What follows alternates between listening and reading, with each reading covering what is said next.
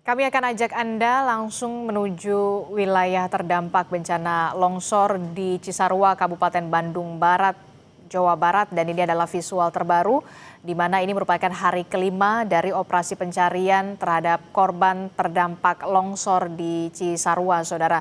Terdapat ada 4 atau 5 alat berat yang terlihat di visual Anda, 5, lebih dari 5 alat berat yang saat ini terus dioptimalkan untuk melakukan pencarian atau mencari korban terdampak longsor di Cisarua, Kabupaten Bandung Barat, Jawa Barat, Saudara. Sebelumnya, Saudara, memang dari informasi yang kami dapatkan dari jurnalis Kompas TV Niko Anggriawan tadi, dikatakan bahwa ada 4 alat berat tambahan yang baru saja tiba di lokasi bencana longsor di sana, setelah sebelumnya setidaknya ada 17 alat berat yang sudah dioptimalkan untuk mencari korban terdampak bencana longsor di Cisarua, Kabupaten Bandung Barat, Jawa Barat. Kita berharap saat ini, Saudara, kondisi cuaca bisa mendukung begitu ya, bisa kondusif agar pencarian terhadap korban ini dapat berjalan secara optimal. Lebih lengkap soal bagaimana perkembangan pencarian korban longsor di Cisarua, Kabupaten Bandung Barat, Jawa Barat, kita akan tanyakan Kepala Pusat Data Informasi dan Komunikasi Kebencanaan (BNPB) bersama kami melalui sambungan daring. Ada Pak Abdul Muhari. Selamat pagi, Pak Am. Selamat pagi Mbak Disti. Ya, kalau kita lihat ini kan proses pencarian terhadap para korban ini masih terus dilakukan dan juga dioptimalkan, bahkan ini di hari kelima. Informasi yang kami dapatkan betul kalau Kepala BNPB sudah menuju lokasi terdampak bencana longsor. Fokus dari pencarian saat ini seperti apa, Pak? Terutama dengan kunjungan Kepala BNPB. Ya, tentu saja Kepala BNPB dalam hal ini terus akan memastikan supaya operasi pencarian dan pertolongan ini bisa berjalan optimal. Untuk operasi pencarian pertolongan ini dilakukan dalam 7 kali 24 jam dan memang kita harapkan 7 kali 24 jam pertama ini benar-benar optimal dan kita cukup optimis karena hingga hari keempat kemarin tim SAR gabungan sudah menyerahkan 48 body packs ya, kantong jenazah kepada DVI Polri untuk diidentifikasi dan hingga pukul 19.30 tadi malam sudah bisa diidentifikasi 34 jenazah.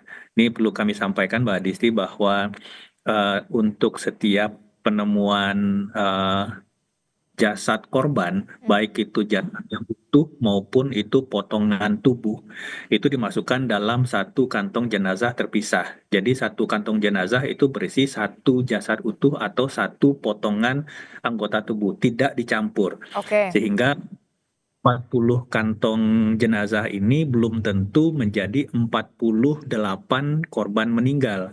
Bisa saja tubuh ini Baik. menjadi dari korban yang lain. Nah, ini kita menunggu konfirmasi dari DVI dari 8 kantong jenazah yang sudah dievakuasi oleh tim SAR gabungan, kemudian sudah diserahkan oleh DVI. Ini proses identifikasi terus berlanjut. Tadi saya sampaikan bahwa sudah ada 34 jenazah yang teridentifikasi, dan kemudian untuk korban yang masih dicari, ini jumlahnya bergantung kepada hasil identifikasi dari DVI tadi. Apakah memang 8 korban meninggal atau kurang atau dinamikanya seperti apa. Tapi di catatan kami yang kami konfirmasi dengan SAR, setidaknya itu masih ada 32 hingga 40 korban jiwa yang masih dalam pencarian. Nanti kita akan melihat hasil dari identifikasi di DVI ini. Untuk site prioritas pencarian, melanjutkan dari temuan yang cukup signifikan kemarin masih terus dilakukan di site A, ini ada 1A2, 1A2 dan di B2. Memang tadi pagi ada hujan sebentar dan ini menunda permulaan awal pelaksanaan operasi pencarian pagi ini, tapi alhamdulillah ini sudah berhenti dan kita harapkan cuaca terus bisa kondusif BNPB hingga hari ini dan hingga 5 hari ke depan itu masih akan terus melakukan operasi modifikasi cuaca menggunakan 4 pesawat, Mbak Adisti. Kita lakukan Hmm. hingga 3 sorti per hari dengan atensi 2 pesawat kita khusus untuk mengurangi intensitas curah hujan di kawasan Bandung Raya, Hmm. terutama yang barat. Kemudian 2 pesawat untuk mengurangi intensitas hujan di kawasan Bodetabek untuk mengurangi genangan di Tangerang, Bekasi, dan Karawang. Kita harapkan dukungan dari atas ini dari faktor pemicu intensitas hujan ini bisa kita kurangi sehingga tim di bawah bisa bekerja lebih optimal, Mbak Adisti. Oke, jadi sampai saat ini memang ada 48 body pack begitu yang sudah diserahkan untuk bisa diproses identifikasi dan sampai saat ini memang ada 34 jenazah yang sudah teridentifikasi, setidaknya masih ada 32 atau bahkan diprediksi 40 yang masih dicari begitu. Proses pencarian masih terus dilakukan secara optimal, kita berharap cuaca bisa mendukung begitu ya, termasuk juga bantuan soal modifikasi cuaca begitu ya untuk khusus di wilayah Kabupaten Bandung Barat ini. Nah, bagaimana dengan penguatan alat berat dan juga anjing pelacak, termasuk juga soal adanya kemungkinan potensi untuk mengerahkan juga drone thermal di sana, seperti apa penjelasannya, Pak Muhari? Ya, untuk mapping dari udara menggunakan optik dan thermal itu sudah kita lakukan Basarnas, BNPB, dan BPBD di hari pertama dan hari kedua. Nah, dari hasil pemetaan udara inilah kita menentukan site prioritas tadi. Ada site A dan site B. Mhm. Ini kita kasih dari hasil overlay pemetaan udara pasca bencana dengan posisi bangunan-bangunan atau rumah tinggal masyarakat sebelum bencana. Sehingga kita bisa memastikan bahwa di titik A dan B itu adalah titik di mana sebelum bencana itu merupakan titik rumah tinggal masyarakat. Hmm. Nah, ini yang kita kasih menjadi titik prioritas pencarian dan ini juga didukung oleh drone thermal untuk bisa memastikan titik-titik yang kita duga menjadi lokasi tempat tertimbunnya jasad korban. Nah, berikutnya untuk menentukan prioritas harian ini kita didukung oleh anjing pelacak. Mana yang lebih dangkal dan seterusnya yang bisa lebih cepat untuk ditemukan ini secara prioritas harian kita didukung oleh anjing pelacak atau canine. Nah, untuk dukungan alat berat itu sejak hari pertama sore itu Kementerian PU sudah menurunkan hingga 5 hingga 8 alat berat. Tapi memang di hari pertama dan hari kedua ini alat berat belum bisa optimal masuk ke lokasi karena material longsor ini masih basah dan Hmm. itu masih berjalan. Hmm. Ini operasi modifikasi cuaca menjadi sangat penting supaya tanah ini tidak kemudian terus basah oleh intensitas curah hujan. Memasuki hari ketiga dan hari keempat itu alat berat sudah cukup optimal untuk mendukung operasi pencarian.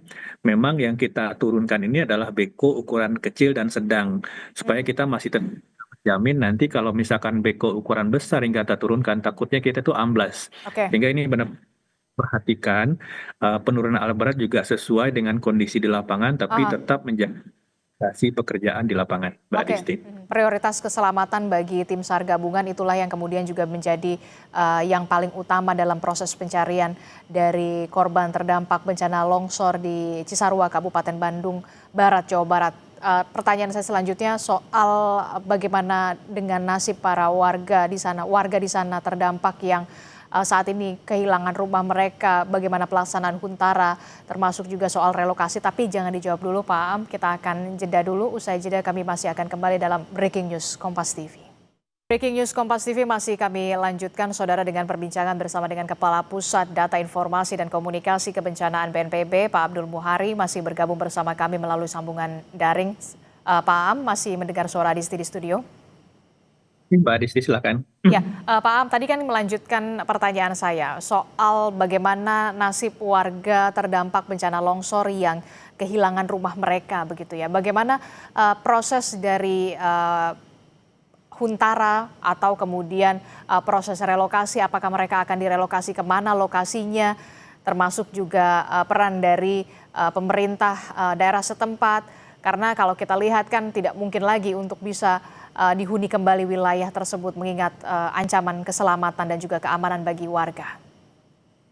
Ya, Gubernur Jawa Barat di beberapa kesempatan sudah menyampaikan bahwa memang masyarakat yang saat ini terdampak itu sudah mesti harus direlokasi karena tidak mungkin akan kembali tinggal di wilayah yang saat ini terdampak. Hmm. Eh, BNPB sebenarnya yang perlu direlokasi itu tidak hanya masyarakat yang saat ini rumahnya sudah terdampak, Hmm. tetapi juga yang berpotensi terdampak. Hmm. Karena musim hujan kita akan lalui hingga mungkin nanti hingga akhir Maret atau awal April, ini masih akan sangat besar potensi longsor atau bencana susulan di sekitar kawasan tersebut. Mengingat sebenarnya kawasan bagian atas dari Kecamatan Cisarua ini menurut data BNPB memang kawasan yang potensi atau tingkat kerentanan longsornya itu merupakan tingkat kerentanan yang tinggi. Sehingga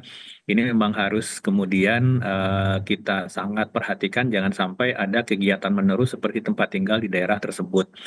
Nah, ini prosesnya nanti BNPB ini akan menunggu kepastian lahan relokasi dari pemerintah daerah. Karena untuk lahan relokasi kalau itu akan dibangun dalam satu hamparan, ini menjadi tanggung jawab pemerintah daerah. Bisa itu pemerintah kabupaten yang seharusnya menyediakan lahan atau bisa didukung oleh pemerintah provinsi.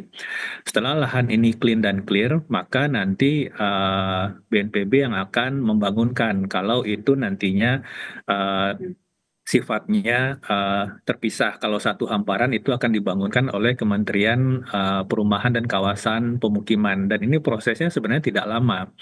Dan kita harapkan sebenarnya memang dengan adanya dukungan dana santunan untuk mengontrak rumah dari Gubernur Jawa Barat, maka sebaiknya kita tidak membangun Huntara sebagai kawasan hunian sementara, tapi langsung saja kita bangunkan hunian tetap karena sudah ada dana santunan dari Provinsi Jawa Barat untuk mengontrak rumah sambil nanti menunggu hunian tetap ini selesai dibangunkan. Ini kita akan masih terus koordinasi. Salah satu poin dari kunjungan kedua atau eh, Kepala BNPB ke lokasi sebenarnya untuk mendiskusikan ini baik itu dengan pemerintah kabupaten meskipun dengan anggota masyarakat yang saat ini terdampak, Mbak Adisti. Jadi kita mengharapkan ini juga bisa dipahami oleh masyarakat untuk daerah yang saat ini terdampak itu memang harus kita keluarkan dari pemukiman karena kita tidak mau tentu saja masyarakat yang ini sudah terdampak atau akan berpotensi terdampak yang masih tinggal di sekitar itu akan kemudian menjadi korban bencana serupa di masa depan. Oke, jadi tidak hanya soal warga yang terdampak, tapi juga warga yang berpotensi akan terdampak. Ini yang juga ada pembahasan soal relokasi. Sudah adakah informasi akan ditempatkan di wilayah mana warga yang terdampak dan warga yang berpotensi untuk terdampak ini, Pak? Biasanya diskusinya memang akan agak lama ketika wilayah itu atau kawasan relokasi itu jauh dari lokasi asal. Mhm. Nah, ini berkaitan dengan aktivitas ekonomi yang dilakukan oleh masyarakat yang merupakan sumber utama mata pencarian mereka. Mhm. Ini yang selalu dalam relokasi, karena memang prinsip kita relokasi itu tidak hanya memindahkan manusianya, tetapi memindahkan hidup dan Kehidupannya. penghidupannya. Mhm. Yang nantinya akan menjadi poin pokok pembahasan kita dengan pemerintah kabupaten dan pemerintah provinsi. Ini kebun sayur ini kan merupakan mata pencarian pokok masyarakat di Kabupaten Cisarua ini ya, di Kecamatan Cisarua ini. Bagaimana nantinya mata pencarian ini apakah akan dialihkan dengan mata pencarian alternatif atau hal-hal pengungkit ekonomi lainnya yang harus kita pikirkan di lokasi yang baru atau misalkan lokasinya tidak terlalu jauh dari lokasi saat ini, tetapi tentu saja pola pengelolaan lahan ini benar-benar harus kita rubah, tidak seperti sekarang yang memang semua hampir 95% itu kawasan perkebunan tanpa adanya tanaman keras Asal. berakar kuat, Mhm, air, dan mhm, ikat tanah. Sebenarnya konsep-konsep bioengineering yang bisa menggabungkan antara perkebunan semusim dengan preservasi tanah itu sangat banyak. Misalkan ada tanggul-tanggul pembatas yang ditanami vetiver dan seterusnya. Ini juga bisa, kalau kita lihat di Bali ada tanaman kopi yang bisa menahan kelerengan dan seterusnya. mhm, Nah, ini yang harus kita memang bicarakan dan membuat konsep rencana aksinya, dan tentu saja ini tidak lepas dari kontribusi aktif pemerintah daerah untuk bisa benar-benar mengimplementasikan ini di lapangan. mhm, mhm. Oke, termasuk juga soal pendataan kepada warga yang terdampak dari bencana ini, termasuk juga warga yang berpotensi terdampak juga untuk direlokasi. Sudah adakah pendataan dan informasi perkembangannya, ada berapa kepala keluarga, Pak? Pagi ini Kepala BNPB ini akan berdialog langsung dengan masyarakat untuk menerima langsung feedback dari masyarakat seperti apa, dan kita akan memastikan sosialisasi langkah-langkah mitigasi yang opsi utamanya adalah relokasi ini harus kita sampaikan, dan memang harus ini yang harus kita ambil untuk mencegah bencana serupa di masa depan. Mhm, oke, terakhir Pak, yang ingin saya tanyakan, ini kan operasi pencarian berlangsung 7 kali 24 jam. Itu artinya 1 pekan lamanya dan ini sudah memasuki hari kelima. Ketika memang sudah di hari ketujuh masih ada anggota keluarga mereka yang belum ditemukan, apakah ada potensi untuk memperpanjang proses pencarian atau seperti apa? Ya, sebagaimana kita lakukan di lokasi bencana yang lain, misalkan di Cilacap 2 bulan lalu dan di beberapa tempat yang lain, memang standar operation procedure-nya ini operasi pencarian dan pertolongan itu dilakukan 7 kali 24 jam. Tetapi kemudian kita harapkan tentu saja ini tuntas di 1 pekan pertama. Tetapi kalau misalkan itu masih ada korban jiwa hilang yang belum ditemukan, maka kita akan berdiskusi dengan pihak keluarga dan juga pemerintah daerah. Jika sekiranya pihak keluarga menginginkan operasi pencarian masih diteruskan, maka kita akan ada skema perpanjangan 2 kali 3 hari. Hmm, Jadi kemudian kalau misalkan masih belum diketemukan, kita diskusi lagi apakah pihak keluarga masih menginginkan itu diteruskan, akan kita perpanjang lagi 3 hari kedua. Nah, ini kita harapkan ini batasan yang biasanya dilakukan dalam satu operasi pencarian. Kita akan sangat-sangat optimal menggunakan segenap sumber daya yang kita miliki supaya dalam jangka waktu 7 hari pertama kita harapkan itu bisa diselesaikan, ataupun kalau harus diperpanjang itu tidak lebih dari perpanjangan 2 kali 3 hari itu, Mbak Disti. oke, baik, kita harapkan semuanya bisa berjalan secara baik dan juga secara optimal agar seluruh korban ini bisa ditemukan untuk bisa dikembalikan kepada keluarga untuk dimakamkan, termasuk juga soal proses selanjutnya adalah proses relokasi terhadap korban terdampak dan juga warga yang terdampak dan juga warga yang berpotensi terdampak ini bisa diberikan wilayah atau diberikan tempat lagi yang aman dan juga layak. Terima kasih Kepala Pusat Data Informasi dan Komunikasi Kebencanaan BNPB, Pak Abdul Muhari telah bergabung bersama kami. Sehat selalu Bapak. Assalamualaikum, selamat pagi. Selamat pagi, Mbak Disti. Saudara, informasi soal pencarian korban terdampak bencana longsor di Cisarua, Kabupaten Bandung Barat, Jawa Barat memasuki hari kelima, dan informasi lebih lengkapnya masih akan kami hadirkan usai jeda dalam Breaking News Kompas TV.